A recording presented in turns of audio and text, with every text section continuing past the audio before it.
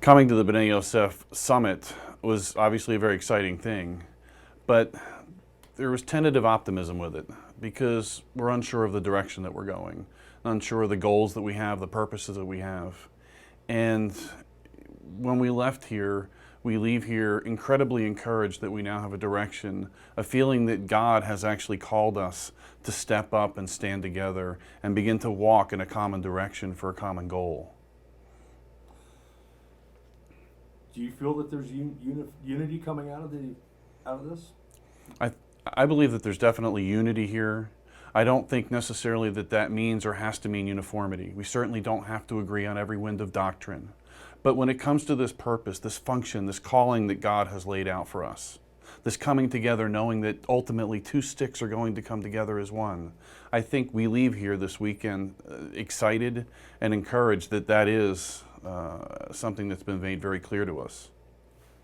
I was told you were going to ramble. Okay, so, all right. I've not been in this environment before, so it's a little odd. Just intimidating? Yeah, just odd, different. Okay, so it's a 60 Minutes interview set. I mean, come on, you're big time now. Well, so tell me a little bit about crafting the declaration. Give us an insight on what you went through with that.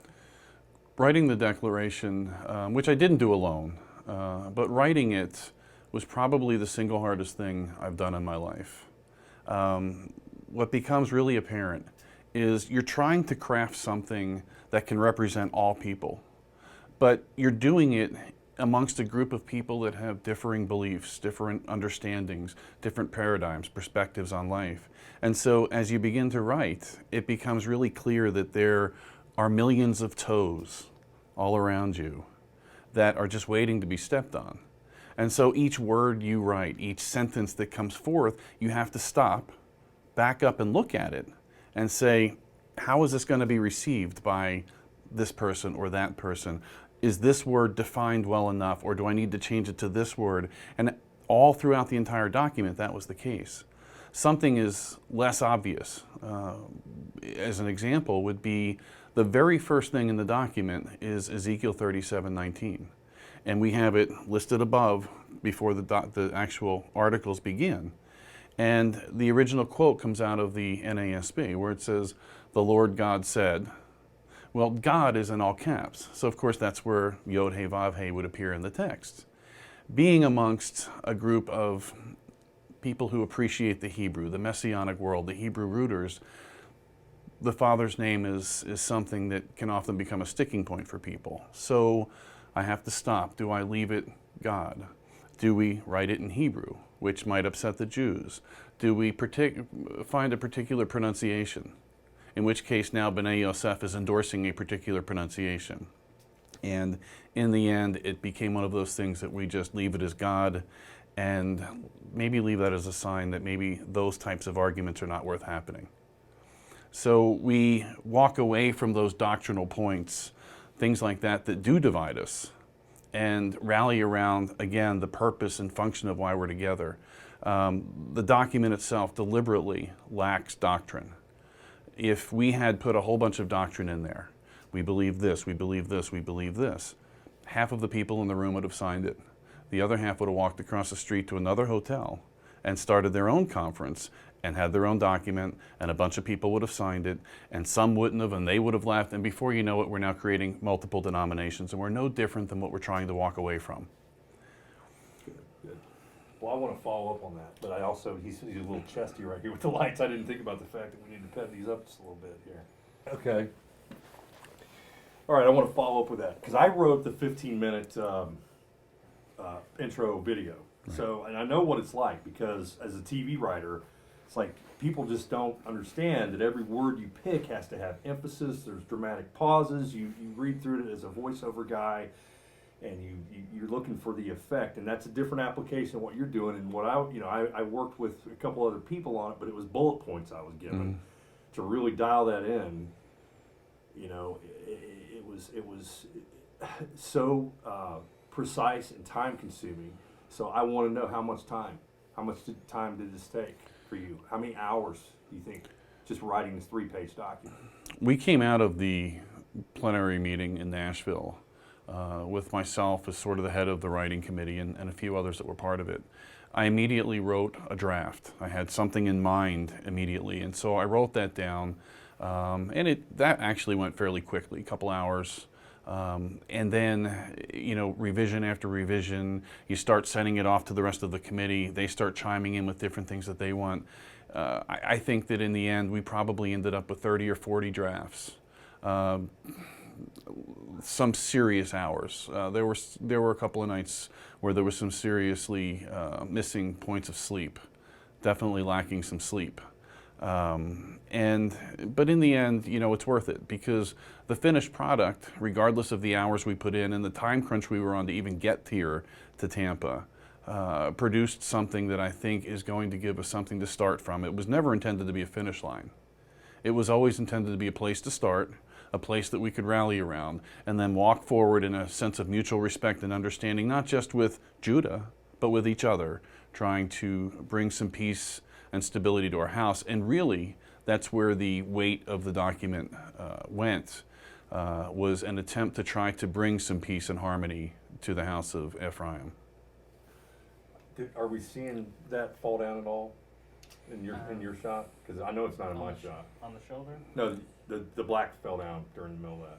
We're not even seeing that. Okay, I'm not gonna worry about it. Okay, well, it seems like that this document, now from my perspective, and I'm new to this BYNA Yosef.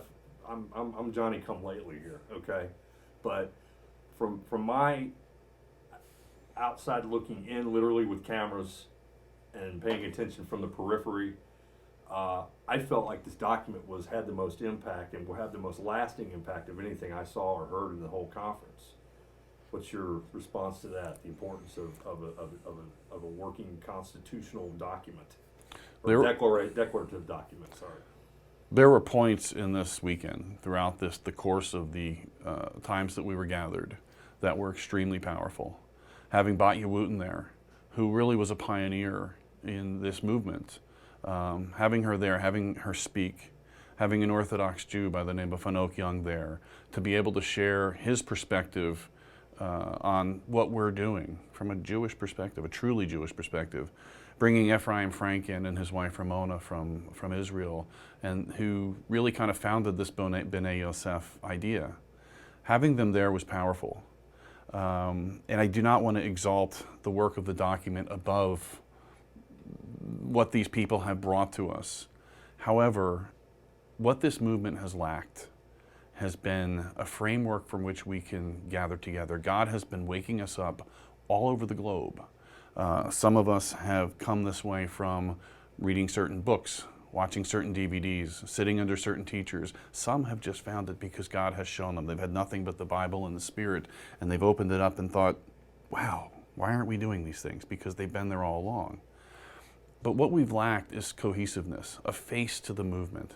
It's been very chaotic. There are a lot of lone rangers in this movement, a lot of islands, a lot of rogue islands out there.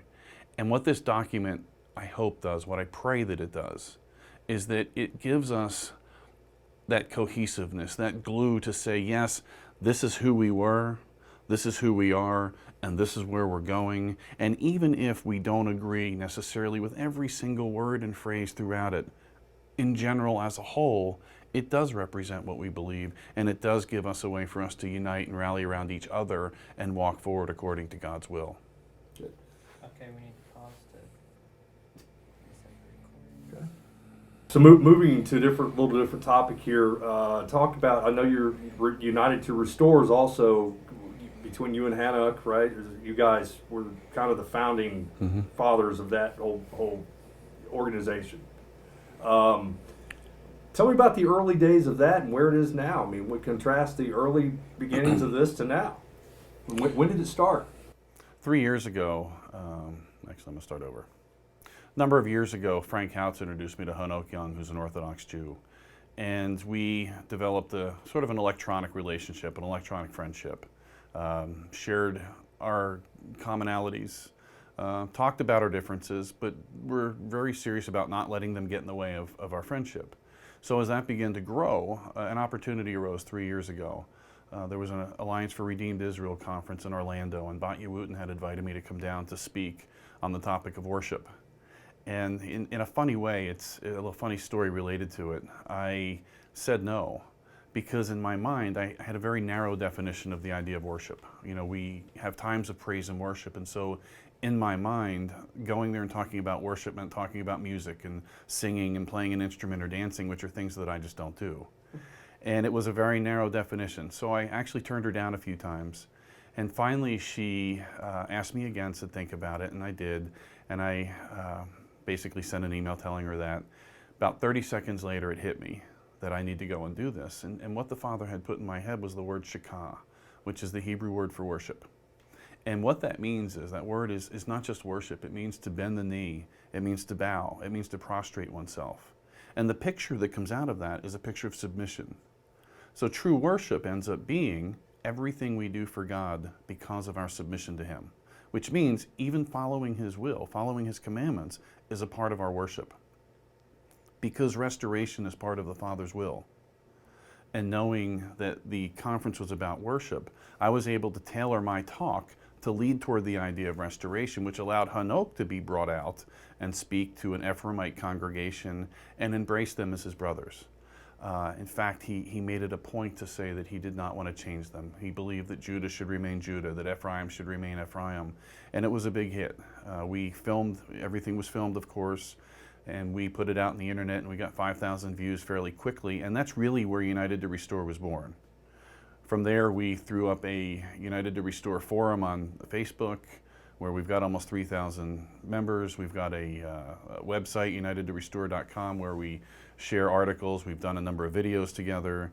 And basically all we're trying to do is show that Jews and Christians, if you will, to just put common terms on it, can get along. We don't have to agree. In fact, we shouldn't expect to agree. Jeremiah the prophet said that God will correct us all in due course and due measure. And that's basically what we believe. We believe that we can walk together in mutual respect and understanding, knowing that both of us are going to stand corrected when we get where we're going. Let's see, I have a follow-up to that. Okay, so the relationship between the identified house of Judah today, having been to Israel many times, I, for one, realized that there are actually many different kinds of sections or sects and factions of Jewish belief as there is in the Christian belief. There are denominations in both houses. Mm-hmm. You know, so do you think United Restore has even a bigger calling in uniting the people of both houses within? I mean, is there anything with that? In a small way, United to Restore actually was the genesis for BYNA Yosef. And I didn't realize that until recently when I had an opportunity to speak with Ephraim Frank, who told me that he was at the Sukkot parade a couple of years ago in Jerusalem and saw the 110 people marching under the banner of United to Restore with Hanok with them, talking to the Jews along the way, sharing that these are your brothers, these are Ephraim. And that so inspired Ephraim and Ramona that they began to plan this congressional meeting in Israel, which happened last May. And so will United to Restore reach out and pull others together from both groups? Only the Lord knows that. But I think it's already done some wonderful things. I think it's set some precedents from which I think we all can work from. Okay. All right. So is there anything coming out of this? Is there anything you'd like to say? First of all, is there anything else you'd like to talk about in the interview format back and forth? No. At United to Restore, I know we're all spent. Yeah, we're all tired.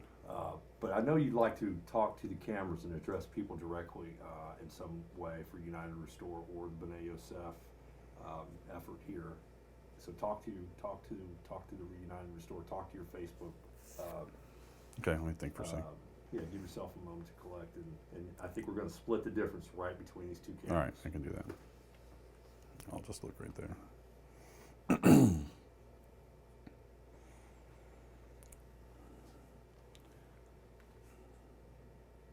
Everyone I've met that has come into this movement has a different story, but they're all kind of the same story. Usually it's the Sabbath, or perhaps it's some other understanding that causes them to stop and have a slight paradigm shift that causes them to see that perhaps the feasts are something we might be doing today, or perhaps the commandments are something that we haven't fully respected and have done in the manner in which we should. Whatever it is that's calling you, if you feel that inside. In fact, it could even be the sound of a shofar. I know one gentleman who heard the sound of a shofar while listening to a Christian radio show, and it so moved him that he had to pull over to the side of the road and weep. However it is that God touches you, whatever it is that God uses to reach down, that causes that yearning, that causes you to realize that there's more and you want that more, then don't fight it. Don't put God in a box. Don't assume that everything you know now is all that there is, because it's not. God, as we move toward the end, is going to reveal things that we didn't understand before. They're not going to be new per se. They're not going to conflict with anything you've known before, but they will add depth to what you understood before. And that's what's going on with this BYNA Yosef movement. This is not about a new denomination. This is not about building an organization. This is basically, for all intents and purposes, a whole bunch of Christians who have realized that there is a Hebraic nature to the roots of the faith and have come to that understanding first, but then now see that God is ultimately going to restore all of His Israel, of which we are part, back together as one.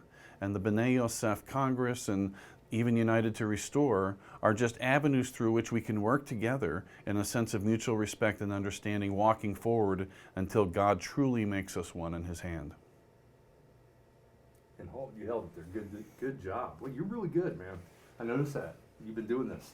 I have one last question. So, how do we explain to people when they say, "Wow, you had Russell Crowe reading your declaration of"? Russell Crowe. If I could only learn to speak with an accent and say "mate" convincingly, I'd at least get some good money as a stunt double or something. Did you see me in Gladiator, by the way? Yeah. And where do I sign? Do you want my signature? Well, you know, it's funny. This whole time here, it goes through spurts with the Russell Crowe thing. Maybe it's when I shave this down just a little bit, but I think 30 or 40 people have asked me do you know who you look like? And like, no, who, John Goodman? Knowing what's coming, of course. All right. Do you think any? Well, I think that's fine, man. If that's good for you, I know that gives you me need a to go chance on. to go Thank see you. my We got a dad. little bit on you there. I'll send you your promo so you can use that on your Facebook. I guess I think. Well, I think that's okay. I'm not the decision maker on how all this video is going to be used, but what? Yeah, cut. Yeah, I would.